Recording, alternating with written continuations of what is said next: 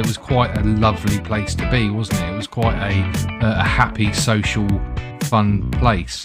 And look back to what it was then versus how social media is now. It's night and day, isn't it?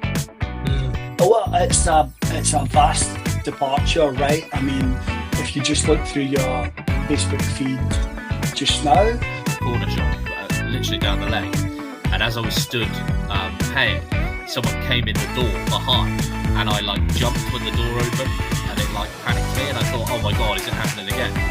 It's not real, and that kind of blows my mind. But it's such a dangerous thing that's happening that people don't know, because people tend to jump onto popular themes and topics and things like that, and they say, well, if everybody thinks that way, I would have to think that way.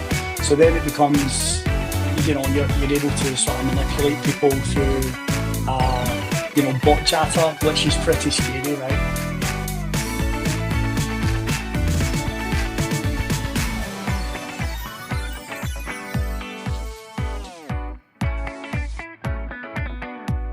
Welcome back to the Losing It podcast, where we talk heavy so you can feel light. Today we're going to dive into something a little bit different, the hidden world behind our screens, algorithms, bots, and the AI that shapes exactly what we see and how we feel.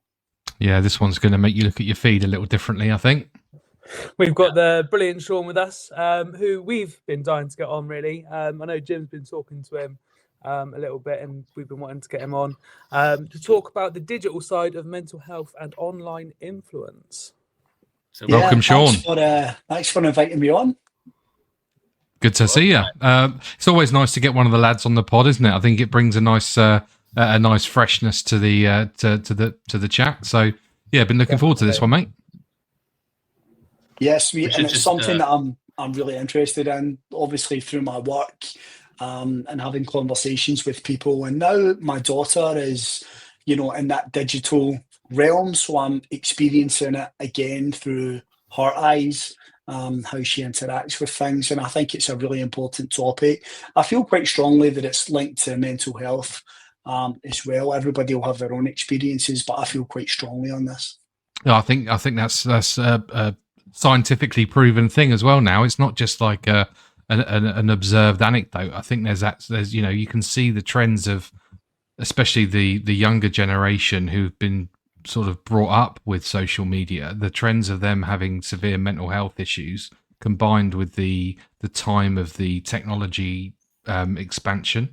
They correlate almost identically. And Sean, you and I are of a similar vintage, so we'll probably remember when Facebook first came out, that it was quite a lovely place to be, wasn't it? It was quite a happy, social, fun place. And look back to what it was then versus how social media is now. It's night and day, isn't it? Well, it's a vast departure, right? I mean, if you just look through your Facebook feed just now, when is the last time you saw a post from your friend or anything like that? It's not that. It's adverts or these random pages and stuff. And I know we'll get into the weeds a little bit with this, but yeah, I even remember when MySpace came out. So I'm that old. Yeah. MySpace, and then Bebo, and then Facebook. But I mean, today these platforms and apps they've just gone way left field. They have, yeah. I mean, nearly all of them start with this kind of wholesome, fresh, fun vibe, and then descend into some kind of anarchic cesspit. I think the poster boy for that is Twitter, where it started out with people just 120 characters posting some bullshit around what they're having for their lunch, and now, I mean, it's just on fire, isn't it? It can swing elections and all kinds of mad, batshit crazy stuff in this world. So yeah, it's I mean, there's no doubt that the original kind of concepts get sort of hijacked by ideologues, and it just becomes an absolute nightmare. But anyway, sorry, I think we're getting too deep already. Not at all. You just reminded me of the Wayne Rooney tweets. Do you remember those from the early days of Twitter when he was texting his teammates? It was also innocent, right? What was there was a Jamie Vardy one that was brilliant. Chat shit, get banged. That shit get banged. That's the classic. Yeah. That shit get banged. Brilliant. Yeah, Rooney's were always great. The old Rio, what time shall I pick you up for training in the morning? Shit like that. Fucking absolutely brilliant. Well, just before Tremendous. we move on, we should probably just explain. Obviously, we are not joined by Josh tonight. Unfortunately, he's not feeling too great. So we miss you, buddy. We'll look forward to having you back on the next step. And Yeah, feel better, Josh. Hope you're feeling better soon. Exactly right. So, Sean, got a question for you. What first made you sort of interested in how social media and algorithms sort of affect you and affect other people? So I guess for me, I was a very early adopter into technology. Back in the 90s, my dad had a PC and he was the only person I knew that had the internet. And I don't think people really understood what the internet was. We used to search for information about like the weather and just innocent things like that. And then that sort of sparked my interest in computers, and then that drove my career. But I guess there's a couple of real pivotal moments that really sparked my interest in this stuff.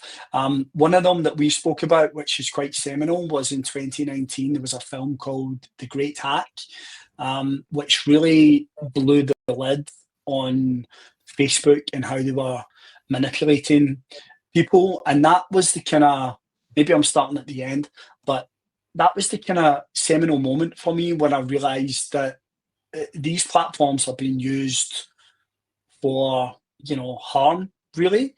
And it kind of tied in a lot of pieces of the puzzle for me. So in my career, I've worked in technology for 23 years now, mainly in the cybersecurity space. So a lot of my time is looking at hacking and fraud and people that want to do bad things with the internet. But I never really thought about social media like that. Obviously, there are scammers out there on Facebook and Facebook Marketplace and things now, but I never really thought about the way these platforms could be used for a malicious purpose. And seeing that documentary really tied it all together for me, and that's when a big flashing warning light started going off, and I started seeing my feeds and my algorithms a lot differently, right? It's like, wow, why? The questions were, why am I seeing this? Who is showing me this? What do they want me to think or respond or feel?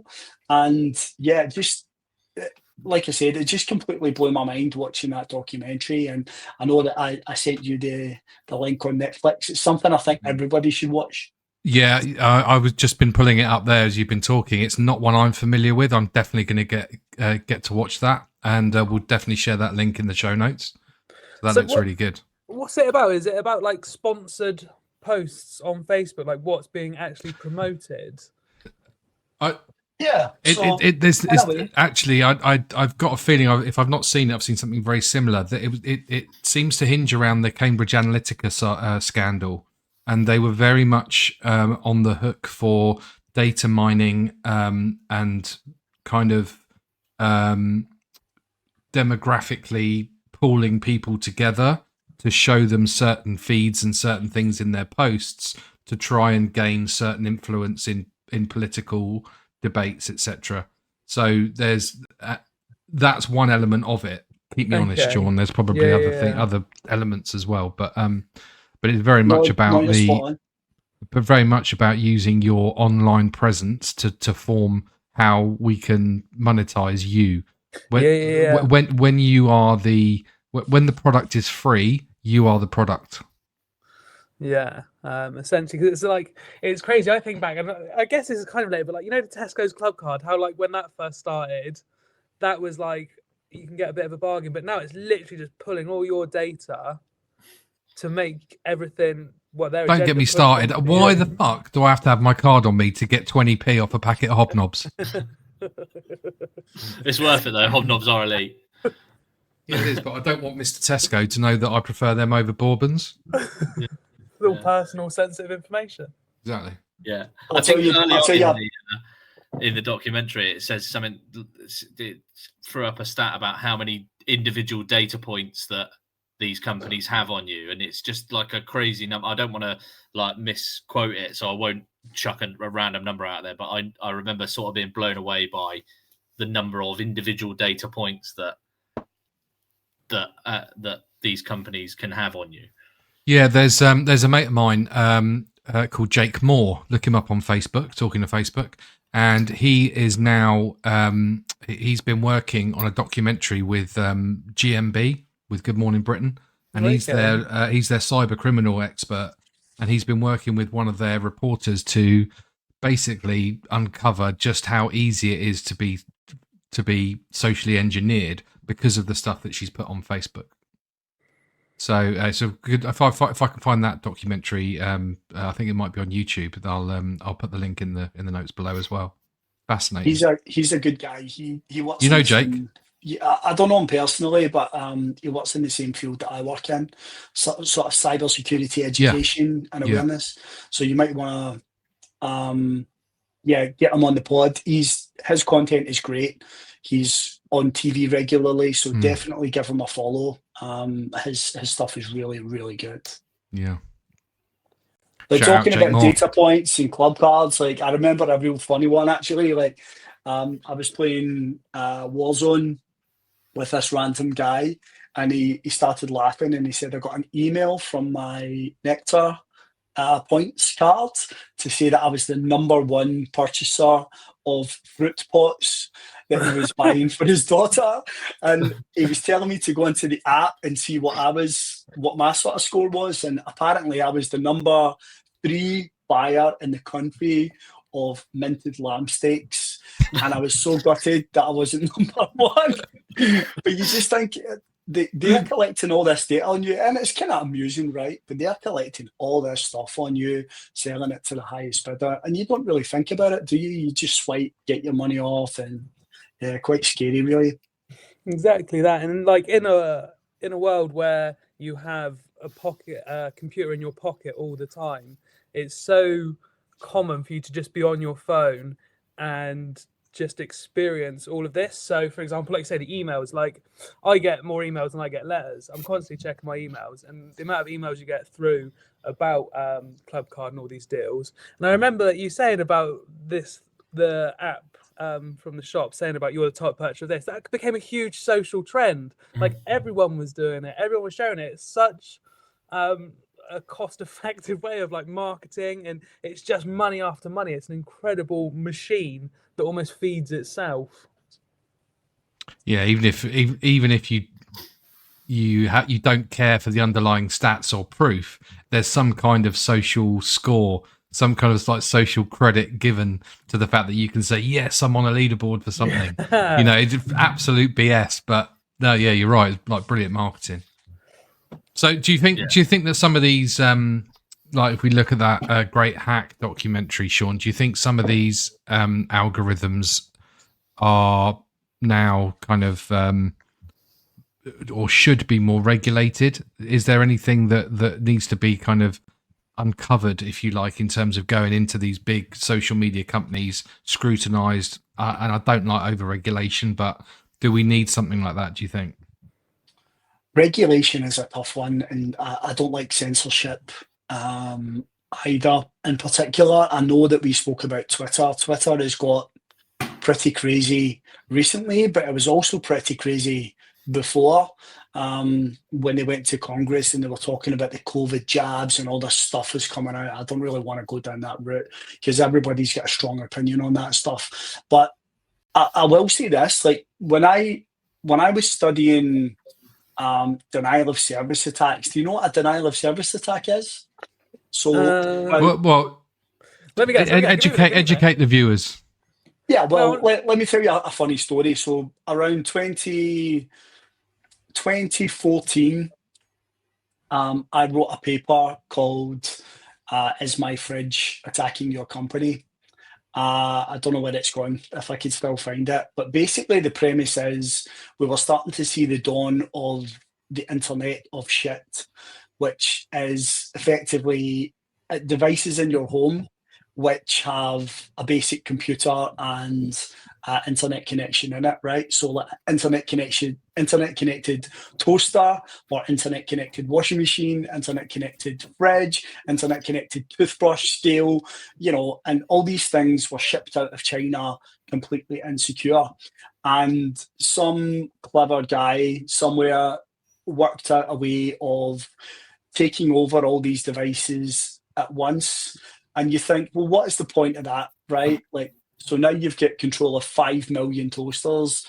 What can you do with that? Well, what you can do with that is direct internet traffic to one particular place and then try and overwhelm it and take it down. So we saw that happening in real life with CCTV cameras and other bits and bobs. And what they were able to do is launch these denial of service attacks. And the scale of this was unbelievable. It was crazy. So people's toasters and CCTV cameras that they had in their home were attacking companies like HSBC, BBC, and they were bringing their websites down and bringing the banking services down. So I think that was around 2014. The guys that were doing it were called Armada Collective. So you can look it up. They were actually ransoming people as well, saying, if you don't pay us £1 million in crypto, we are going to take your services down and it's going to cost you a lot more. So that really started my sort of relationship thinking about bots and botnets. And now, if you think about the power of that, just a toaster, and all it was doing at the time was just sending junk traffic over the internet. Hello, hello, hello, hello, doing it 1 million times a second until there was too many hellos and the website couldn't handle them all, right? But now you have AI bots, and these things are just talking to each other on platforms like Twitter and setting up accounts on Facebook. They can do all sorts of stuff. So they're appearing as humans, talking to each other, chatting to each other, posting things, but none of it is real. Like, I think the estimate, I think Twitter estimates like between 50 and 75% of viral posts have bots that are generating like half of the traffic on that. So it's absolute insanity. So you take any contentious post or issue on Twitter and you see all these posts and all this interaction, and you got to think that 50 to 75% of what you see here is generated by bots. It's not real. And that kind of blows my mind, but it's such a dangerous thing that's happening that people don't know, because people tend to jump onto popular themes and topics and things like that, and they say, well, if everybody thinks that way, I would have to think that way. So then it becomes, you're able to sort of manipulate people through bot chatter, which is pretty scary, right? Absolutely, yes. It's groupthink then, isn't it? And you're easily creating an echo chamber, and people thrive on and that sort of that social grouping, to feel like they're part of that group that's all thinking correctly, all thinking the same way. Yeah, groups. Very powerful.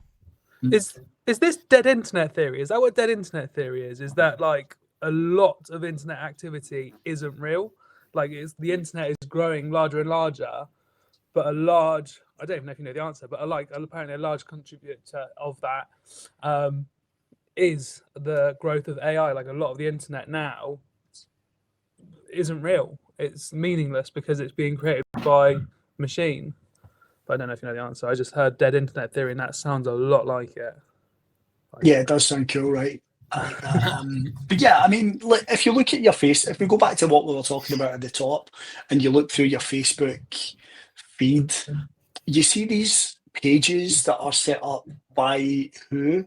I don't know why, and what are they called, and what are they posting about? And it's this really weird generic stuff that they're posting, but you might have to go down like 10, 15, 20 posts before you see something that that's not an advert or whatever. But you have to think about why are you seeing this? Why are you seeing this post? What are they trying to tell you, and who is trying to tell you? So, and Facebook is up for the highest bidder, right? They will post anything if you give them enough money, right? And these bots and AI are also up for sale, so you can rent these out. So if you want to change people's opinion on a certain topic, you're able to do that as long as you've got deep pockets. And So how might one go about that? Just asking for a friend? Are you applying for a BCP counsellor or you're running for office? I think you should, man. Like, I think you should. A lot better than what we've got anyway. So do we think that, like, do you think that algorithms like intentionally push certain emotions onto people? So outrage, envy, sadness, because they're the things that keep people scrolling and keep people engaged. Yeah. I mean, think about marketing, right? They say that marketing is designed to make you feel bad. Think about young girls, for example. I'm thinking about my daughter, right? So they push... Don't word it like that. No, they push like ideals to, especially to females, right? They push ideal body types or, you know, ideal images and things like that, and they're photoshopped or whatever, and they're designed to make females especially feel inferior. And once they feel bad about themselves, then they push an advert. And this is a tried and tested method they've been using since the dawn of time, right? Since Mad Men style marketing and all that sort of stuff. So this is not new. But what we're seeing now in the digital domain is that on an industrial scale, and they can play off emotions like that and feed you anything that you want. But ultimately, the people paying the money have got to get a return. So you have to think about, why am I seeing this? What is the objective of the person that's taking their time and money to show this to me? Are they selling a product? Or am I, like you said at the top, am I the product? Is that my vote? Or, you know, is that my opinion on something else that they want to change? Do you know what? It's funny because one can easily think, well, it's influencers are some of the worst things about social media. But actually, at least they're honest in the fact that they're trying to flog you something. Whereas it's the platform and the algorithms that are the bad actors, so to speak, not necessarily the influencers. Yeah, it's an interesting thing. I mean, they make influencers put ad things on there, but I don't think they do that with everything. But I think maybe, you know, we talked about how should this stuff play out, and I think maybe if it's a sponsored post, I think it does say sponsored on it, but I think it should be more transparent as to who is the sponsor. Is it a nation state? Is it China or Russia or something else? Because we know that they have been involved in election interference previously, and I think the tech platforms need to be more transparent when it comes to this sort of stuff. Yeah, and I think though, going back to Jimmy's question, I think like we know about the outrage side of things is, and you know, especially, and I guess my hangout place is more YouTube these days. Well, I don't really know if that counts as a social media platform, but I'll say it is for the purposes of this chat. And there's definitely, you can see just without having to look or know whether there's an algorithm, you can see the thumbnails with the most views that have been crafted in a way that are going to incite some kind of initial response to make you go, oh, that is a topic I'm quite angry about. I'm gonna watch a video on it. So a little bit different to social media because it's not being fed necessarily to you in the same way. But there is definitely a thing about outrage. Yeah, right. And I was going to ask you guys that you must have saw a post, you know, within the last day that's made you feel angry or upset, or, you know, and that's when the mental health thing comes in as well, because you can only take so much of this, and I don't think we're designed as humans to be able to process all these emotions and feelings that you see on a regular basis just by pulling your phone out your pocket when you go for a coffee or something. 100%. Like I mean, I saw a thumbnail about Tottenham having to sell Van der Ven now that he scored an amazing goal in midweek, and I'm like, I'm not having that. And that outrage, I blew my lid. Absolutely no chance. Only just bought his shirt. So, you know, definitely agree. And the other thing is, we are exposing younger minds to more painful, real life, shocking, almost real time images from all around the world. Again, Twitter X is probably the worst culprit for this, but for seeing, like, the moment there's a madman stabbing or shooting someone or whatever, it's instantly viewable for young people to see, and there's no control. And I know we don't want censorship. I think we can all agree on that. But in terms of the lack of maturity in the minds of younger people to know what to do with that image, we're not evolved to process it. So you've got horrors, you've got quantity, and you've got some pretty dark tales. There's not much joy in those kind of viral clips, is there? Definitely not. And just, I wanted to bring in something that Jimmy said last week about how you feel about failing, or you feel like you can be failing as a father. And I think when you see these things online, it's comparison on an industrial scale. So you'll see families that are purporting to be, the perfect family. Like, have you seen those CEO posts where it's like, yeah, I get up at 4 a.m. and I work out for 3 hours, and then I do my emails, and then it's like, that is bullshit, man. But that is designed to make you feel bad or inadequate. Like, it's not designed to make you feel good. It's designed to promote something that person is doing, and that can be the same for, like you said, Jimmy, about fatherhood, right? It's like, you said that you feel that you're failing as a father. I felt like that also, but you have to think about, where does that come from? It's probably not going to be coming from your immediate circle, your immediate friends and family. So it's got to be coming from outside a lot of the time, the influences that we see.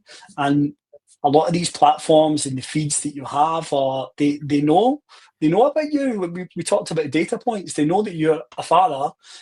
They know what age you are. They know probably your, perhaps like your net worth and all this sort of stuff. So they know what buttons to push, and then they will feed you XYZ in order to, I don't know, sell you whatever it is that they want to sell you, or change your opinion about what it is that they want to change your opinion about.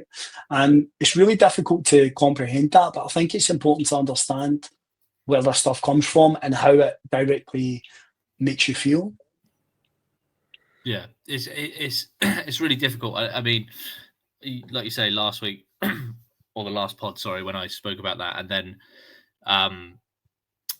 I mentioned in our group chat yesterday. So last night I was just in the shop, just picking up a couple of little bits, and whilst I was in there, the shop was some staff members in the shop were attacked, and the place was robbed, and my immediate, like, my fight or flight kicked in, and I literally just dipped straight out of the shop. And then afterwards felt like, I mean, I said it again, I said in the chat, I felt like almost like a little bit cowardly, like that I didn't do enough to sort of step in. But then on the flip side of that, I said I didn't know if the guy had a weapon, I didn't know if he had a knife, and my immediate, like, the very first thing that popped into my head was, Amy and Robin are at home, get the fuck out of the shop now. Like, so it's difficult because, again, I don't know whether that's like a thing that's sort of been bred into me over the content that I consume online, that I felt like almost bad that I'd looked after myself, whereas I shouldn't feel bad for that. Do you know what I mean? It's a difficult one. Yeah, I do, in terms of, like, yeah, so the media you've consumed on whatever. So, like, I don't know, I'm just gonna pluck a random example. So you might have seen, like, a TikTok, and on that TikTok it's like, in London you'll often see people on the bikes pinching phones, don't you? And people stand up to them and make it like, you don't see anything bad on that. Like, it's they are the hero in that story. And you see it so much that you kind of lose grip on reality. of that's not normal. Like, why would you put your life on the line for something so trivial? But just the way it's been sort of pushed in front of you can make it appear as if that is normal. Yeah, I suppose because, like, not taken away from what those people have done, because I do think it's heroic to those people. But it doesn't make, like, I'm trying to flip it and look at it as like, I would rather be the hero to Robin for not being stabbed or not being attacked. Do you know what I mean? Like, that's how I've got to sort of frame it for myself. Like, I would rather be the sort of hero to him for not doing something than for doing it, and then he hasn't got that. I mean, I won't go into the intricate details of it, but a few, a little while back, I had a moment where I was having a conversation with you, Russ, and I said that I was just conscious of, like, the little things that I do with Robin, i.e., he listens to a song when he brushes his teeth, like, so we sing a brushing your teeth song, and like the stupid games we play, and the fact that he finds farts funny and stuff like that. And you'd said to me, like, because at that point I was really, really, like, in a dark place, and you'd said to me, like, well, if you do something drastic now, you're never going to get to sing that toothbrushing song again, and you're never going to get to, like, laugh about farts with him again. But and also you're leaving him with every time he brushes his teeth a sad memory. Yeah. Because you're not going to be there to do it again. I'm not being funny, right? If you're going to heroically die to a knife attacker, right, why would you do it for a couple of bottles of vodka in Tesco's? Yeah, I don't think the other thing as well, we spoke about it when it happened, Jimmy, but you witnessed something not so long ago with a crazy knobhead covered in blood with police everywhere. So, you probably also got that recent trauma that, of a loony covered in claret, also in your mind as well. And you're like, I can't be near it. I can't be dealing with this. Yeah. And then afterwards, I didn't think it had too much of a knock-on effect. And then last night I went to just a little corner shop, literally down the lane. And as I was stood paying, someone came in the door behind, and I, like, jumped when the door opened, and it, like, panicked me. And I thought, oh my God, is it happening again? Like, and it was just someone walking into this fucking shop. Do you know what I mean? So, yeah, all human reactions, all normal. Yeah, nothing. Nothing to be. Yeah, I've been shit out of luck recently because I had a car crash last week, and then that last night, and so I'm hoping there's not a third thing, because they tend to come in threes, don't they? But I'm not going to jinx it too much. But I'm trying to focus on the little wins. Like, I've said to you guys, Con and Sean, you're both in my team on the Reds football, and Russ, I've said to you also, I'm now 5 days off the cigarettes, 6 days off the alcohol, which I said the pod a few weeks ago that I wanted to do from the 1st of November, and I'm sticking to my guns at it a little for now. Good. But, I mean, especially when you're going through times of crisis, to not reach for a crutch is even more admirable. Yeah, I certainly could have done with a cigarette after coming out of Tesco last night. But yeah, I bet. Yeah, that didn't do. How come? Anyway, I thought. Oh, sorry, Con. How come one's 6 days and one's 5 days? Did you do 1 day of the booze and then think, I'm going to knock it on the fags as well? No, so I was going to do both from the 1st of November anyway. Yeah. And I went to a birthday party on Friday night on Halloween. I'd had a drink, and then I had like 2 or 3 cigarettes left in my packet. So I was like, oh, cool. So I'll finish them on the. So I had my last one on the Saturday, the 1st. I smoked my last cigarette, and then since then haven't gone and bought any more. Good for you, mate. Well done. So I want to pick your brain, Sean, about the Online Safety Act. I know it's come into the news a little bit more lately. I knew there was obviously there was the funny side of it where people were having to run out and buy VPN subscriptions because of all of the wankers that are amongst us. But wall to wall wankers, isn't it? I like the way you put that. Yeah. But I guess the initial idea of an online safety act does have some merit, doesn't it, in terms of trying to reduce harm for children or for everyone across the board, really. Thoughts on that? Yeah, I think it's welcome. Everything these days just seems so extreme, everything. And the content has to, I don't know, it has to calm down a little bit as AI gets more real as well. We're going to start to see some crazy stuff coming out there. So I think it is a good idea for them to start thinking about controls as to what people can see, and especially younger people. So yeah, I don't like censorship per se. I like the fact that you can speak your mind, but equally, like, I think content like extreme stuff, extreme violence or sexual content or whatever it is, I do think that should be age restricted and verified. It's my personal view. Especially when it comes to, there was a whole load of there were cases on sort of young people being kind of sucked into things like self-harming groups, and to what you were saying earlier about like the young girls with their kind of appearance related topics, all things like that, and you think these social media companies are doing very, very little to prevent any of that stuff. So yeah, I definitely think there should be some controls around that, but it's very, God knows where you start and how you program it, but there's got to be ways, right? Yeah. And what VPN did you guys buy? I've been shout out NordVPN. I've been using them. I've been using NordVPN for many years, but I've recently made a switch to ExpressVPN, and I've got to say I don't think it's quite as good. So there you go. Maybe try and get a sponsorship. Yeah, maybe we can. Always been Tunnel Bear for me. Nice and easy. Yeah.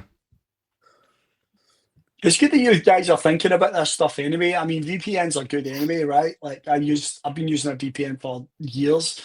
But it's just good in your day-to-day life. But yeah, I do think like content is like I say, everything's so extreme these days. Like viewpoints are so extreme. News is so extreme. And I don't think it really reflects day-to-day life as well. Like my algorithms are wild.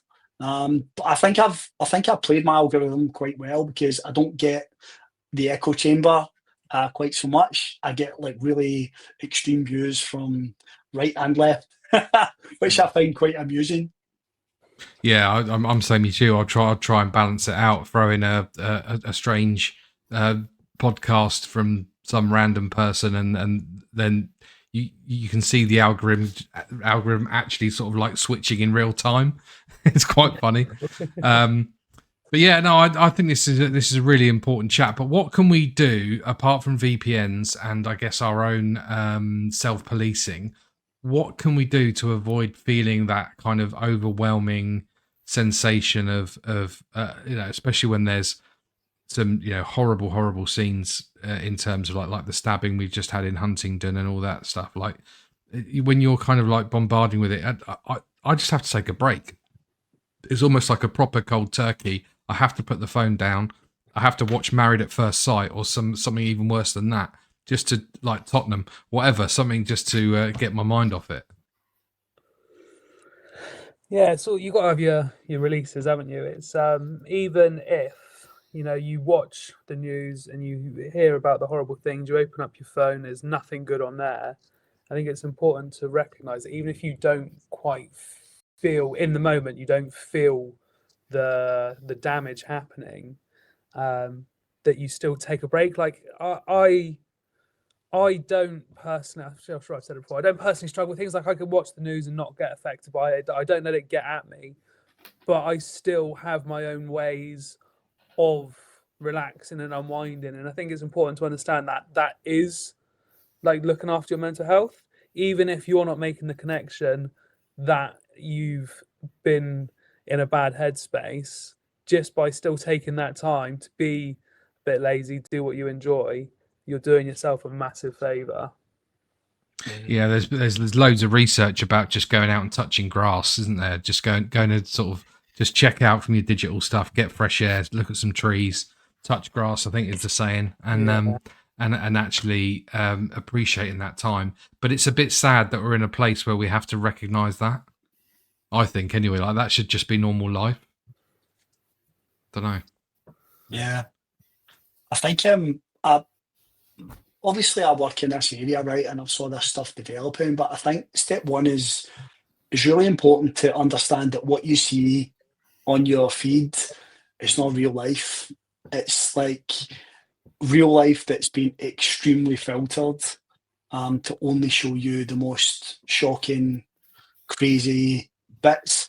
So I think going outside and having conversations with, somebody at the shop or whatever, I think those little interactions are really good for keeping you like grounded, because otherwise, if you don't really take a break, I delete the apps off my phone. So if I want to look at Facebook or whatever, I'll install the app, and then when I'm done with it, I'll delete the app. Same with Twitter, same with everything else, Instagram, whatever it is. I've got them all. And then I'll delete the app for a number of different reasons. Number one, so I don't do doom scrolling. There's that additional step for me to do the doom scroll, that mindless thing where you just open it up. For me, I have to install the app if I want to do it.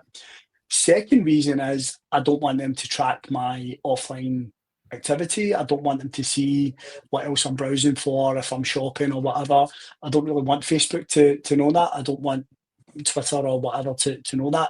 TikTok is the worst. It's the creepiest app going. So I was going to ask you about that, because TikTok, there's something around the terms and conditions piece, if I'm not wrong, where when you're actually downloading the app, people never read the T's and C's, do they? Like, it's a known thing, but within there it does stipulate, apparently in the small print, that it will be accessing like serious data from your other apps and your phone usage. It's very nefarious. Hence why the Americans are trying to buy it back from ByteDance, or whatever it's called. Definitely. And it's not just that, it's like everybody that you know at once in your contact list. And but all the apps are doing it. They're all sort of merging into one app, really. If you don't know if you notice, like if you open up YouTube now on your phone, it turns into like a TikTok thing. And then like Facebook's got a TikTok thing. They're all merging into TikTok. Short attention span, isn't it? That's it. Our attention span's fucked.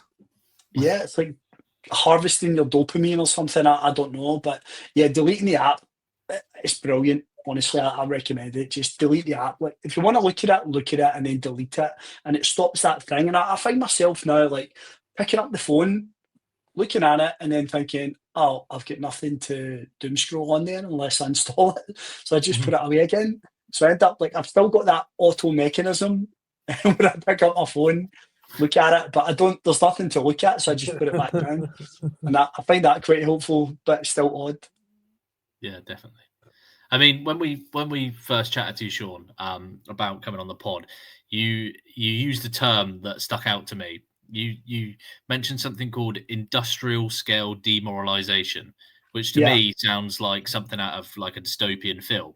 So what does that like mean in real terms, in human talk?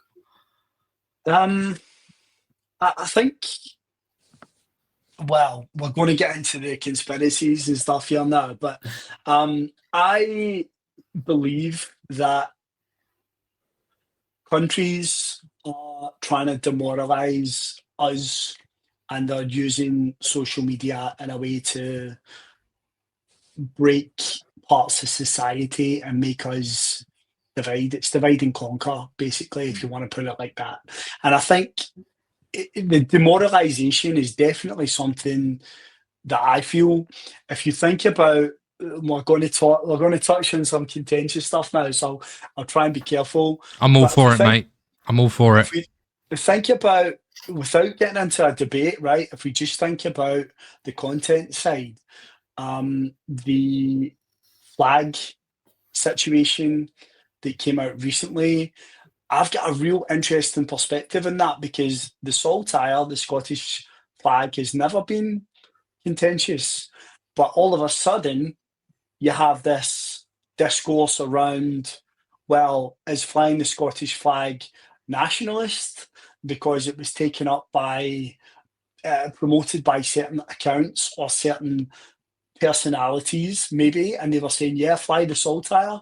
So now you're asked to pick a team almost like, do you side with the people that are, perhaps like nefarious, contentious people, or do you side with what I think I know about flying the Scottish flag, how I feel about it, if I feel proud about it, or should I feel ashamed because certain people are telling me to fly that flag? And I think you really saw that blown up in England.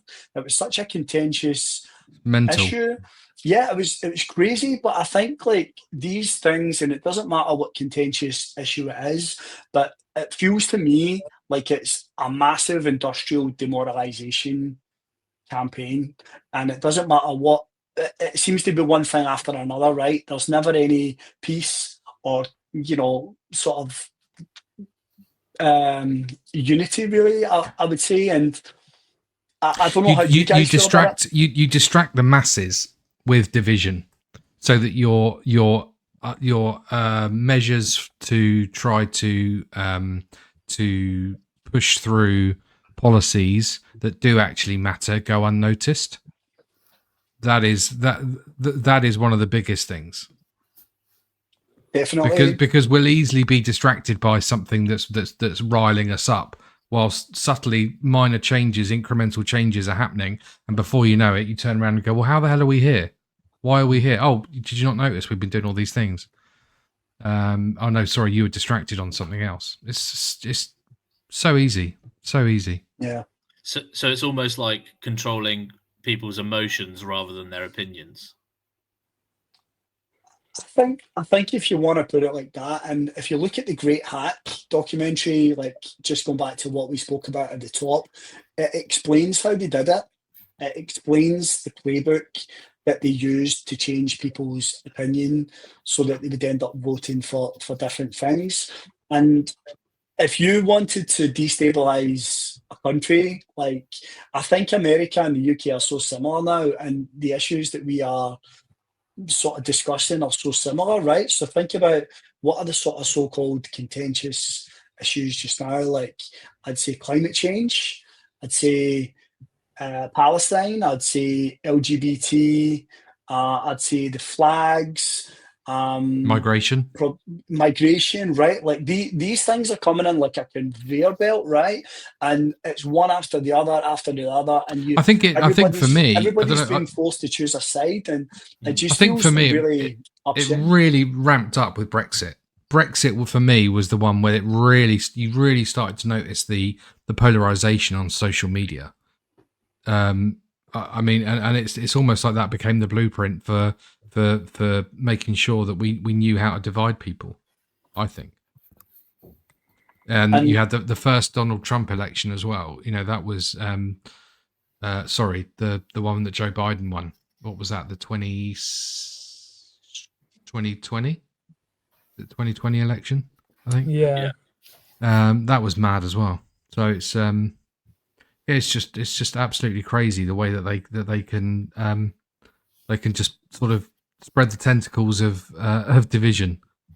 I would be interested to know, but do you guys also feel sort of like demoralized about the country and the societies and things like that? Do you also feel that? Because I'm just saying what I feel about it. I'm not saying any facts. I'm just saying what I sort of observe. But do you also feel like that, or do you have a different view? Yeah, I do. So for me, when we started printing out loads of money during COVID, I knew from my economics background that we were going to hit huge levels of inflation, and there would be a massive drag on the economy as a result for all of that money that was printed.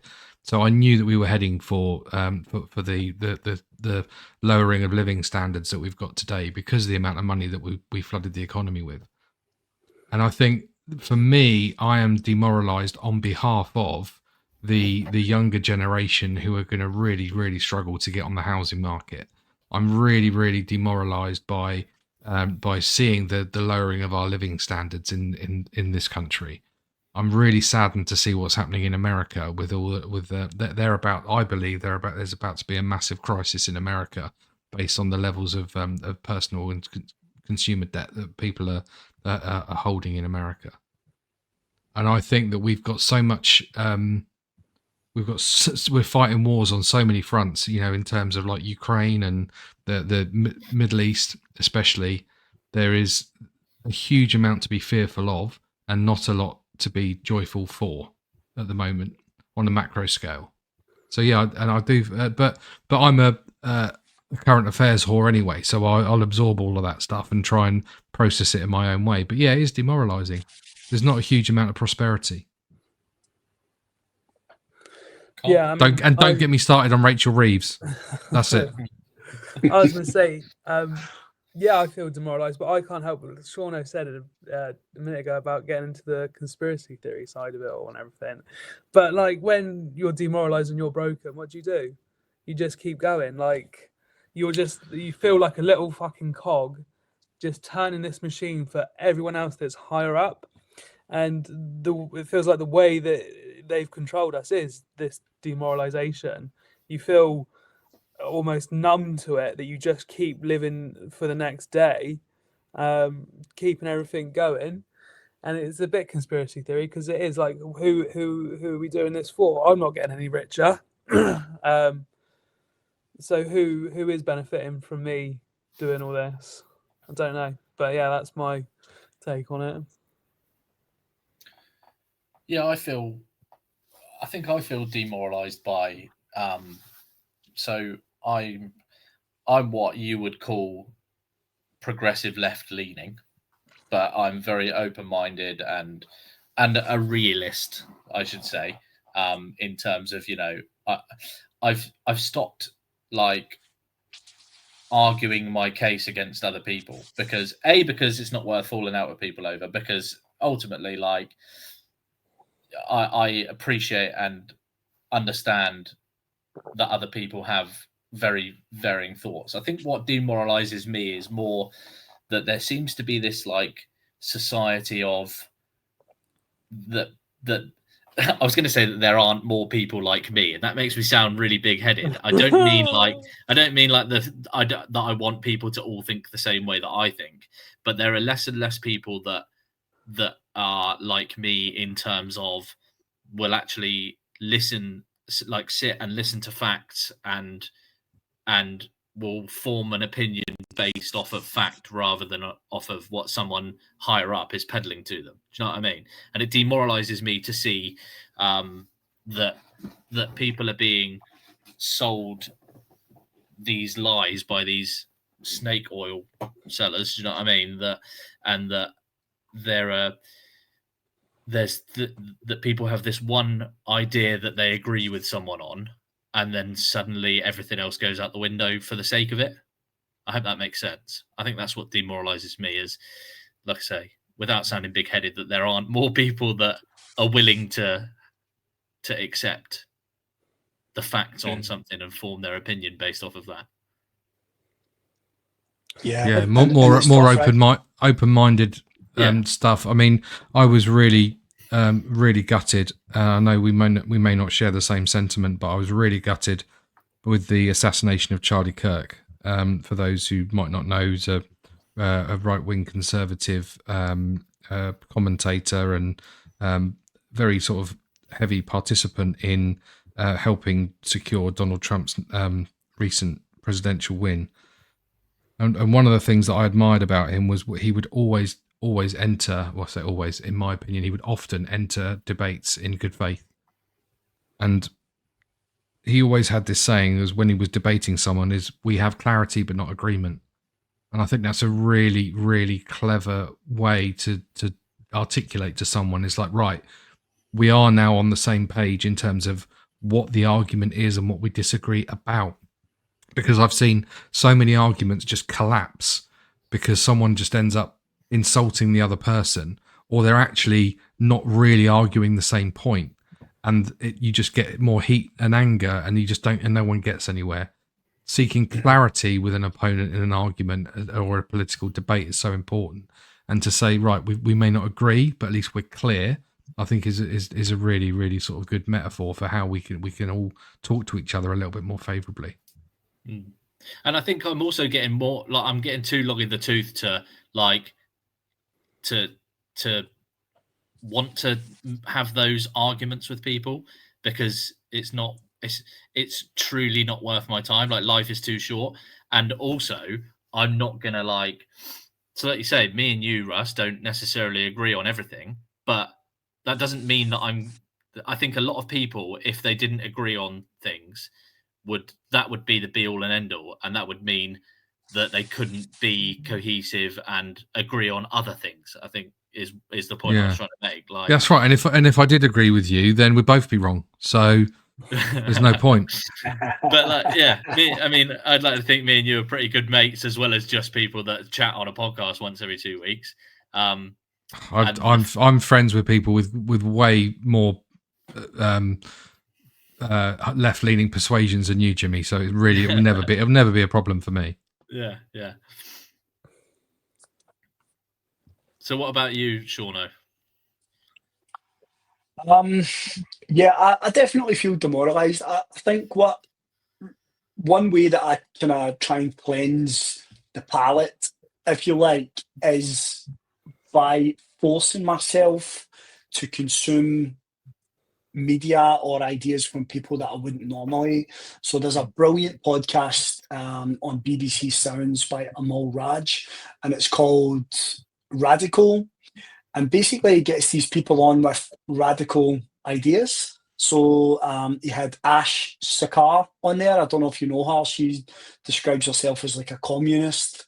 And he said other sort of like contentious people from the left or right. But the best one that I heard, right, and it really, again, this is going to maybe ruffle a few feathers, but the lady is a head teacher of a private school in London. And she Britain's strictest teacher. Yeah, did you she's done loads. She's brilliant. She's absolutely brilliant. Phenomenal. But the thing that she said that really resonated with me is she said, you're told that diversity is our strength. She said that's rubbish. Diversity is not a strength. Unity is a strength. It's looking at people that are different to you and finding out what you've got in common and building on that, whether that's shared values or interests. And that really struck a chord with me because I don't think there's very much of that around just now. I think there's too much focus on differences, 100%. too much focus on picking sides. And, 100%. you know, differences are what makes life interesting, right? Like if we all supported the same team or like the same food or whatever, there would be no debate, there would be no fun. But I think there's a real lack of focus on unity, and I hope that, you know, we can start to think about that going forward. I don't think our algorithms are going to help us, but I think like having different ideas and stuff like that is really good to, like I say, cleanse the palate. And I really recommend that podcast if you've not heard it before. Yeah, I mean, it's like when we have a big national event, like we had the Olympics or the World Cup that's coming up, like the Euros that we had last time. That does feel like a sensation of the country coming together and unifying, and everyone's mood is better, right? And I remember back in the day, sadly, Jimmy and Connie, you're probably too young, but back in the day, Christmas was so unifying because everyone was doing the same shit. Everyone was watching the same programs, and you'd be excited to chat to your mates about it. Now everyone goes everywhere, different places for Christmas, like watching different shit. There's no kind of commonality in Christmas now. Great, everyone's enjoying Christmas, but it used to feel so much more unified. I think. I don't know. It just, everyone was watching like the Only Fools and Horses Christmas special or whatever it might be. And when we have these moments of national unity, I genuinely think everyone's uplifted for a significant period of time. I really do think we all benefit from that. So yeah, definitely agree. Unity is a strength. So to all three of you, question to all three of you: do you think that one of the ways to combat this is just about spreading awareness of it, or do people have to actually make like real behavioral changes? Is awareness enough, I guess, is my question. I don't know. So this has been a very sort of interesting hour for me, because I like from like one of the first generations, I think, to have computers always in my life. Like from the early ages of school, even like in reception class, I had a little programmable robot you could send around the room and everything. And I thought I was really clued up on the internet. But something Shauno said earlier about why does your fridge have access to the internet, and the fact that they can use that to divert internet to places. Like, obviously, I knew what DDoS attacks were. I knew a little bit about this, and I really did think I was clued up. But I never put it all together that that's why they do that, because they can control the internet in certain areas. So being aware is great, but now I feel the onus is on me to not forget it, but also, I don't know how to explain it, like be more open. Like, I guess before I was a bit ignorant in that I thought, like, how can people control the internet? What do you mean? It's the internet. But now it feels quite apparent that it's quite easy to control the internet. I just need a few microwaves and toasters. Yeah, I think what the Armada stuff that Sean was on about, it led to drastic measures of increasing internet security protocols. So I think like your WPA2 and WPA3 and all that stuff. Yeah, with your little you get on your padlock in the routers. search bar. Yeah, I think all of that stuff came with, or if it didn't come from that, it got accelerated as a result of stuff like that. And if you don't set your own secure passwords when you're creating accounts for all your Internet of Things, like I've got a shitload of Alexa devices, and every time I buy a new one, I change the password to something really strong, because if you use default ones, that's how they'll get in. So there are practical measures and steps that we should be taking as responsible purchasers of this kind of stuff, and you will protect yourself a lot. So don't fear getting an internet enabled kettle like I have, which is the best device you'll ever have. So I can say, Alexa, put the kettle on, and that'll start kicking off in the kitchen, which is just awesome. I should just buy a boiling water tap, but I can't be fucked. I prefer making it sound like I'm asking Doris to put the kettle on. But the problem is, though, when the AI apocalypse kicks in and Skynet takes over, you're not going to be able to make a cup of tea. That's right. Yeah, we saw that with that outage. Did you see the outage? The recent cloud outage. I think it was AWS. And all the people couldn't get in their doors, and people couldn't unlock their cars, and it was just carnage. And that was only like a little section. But yeah, good. Listen, man, good advice. We could talk about cyber security for like an hour or 90 minutes at least. But yeah, good advice, I think. I just wanted to bring this up. This is I'm hopeful this is going to come up. This is a really good book that I recommend for people. It's called Stolen Focus: Why We Can't Pay Attention, from an English author, a guy called Johan Hari, and he's featured quite a few times on Diary of a CEO. So I think many people know what Diary of a CEO is, but just look up DOAC on YouTube or your favorite podcast and you'll get it. Stephen Bartlett's podcast. But this is Stolen Focus is all around why social media apps and other, even just work apps as well, are designed in a way to keep you attentive and to keep you drawing in, like little things like the little red indicator on your app to show that you've got notifications are all designed in a way to draw you back in or to keep you scrolling. And this is a really, really good book all around how things are designed to keep you focused, or to keep your attention, and therefore it steals your focus. So Johan Hari, Stolen Focus: Why You Can't Pay Attention. Really good book to recommend there. Nice. Very cool. Absolutely. And there's another guy, another author. I'll bring this one up real quick. This is he's an American chap. I'll I don't know how I change the screen share on this now. There's a guy called Jonathan Haidt. I'm surprised you've got any time to ever do these podcasts for us, because every podcast you're recommending a new fucking book to us, or a new podcast to listen to, or a new fucking show to watch, or something that. Don't have kids, mate. So it's how I waste my time. So this guy, Jonathan Haidt, Haidt,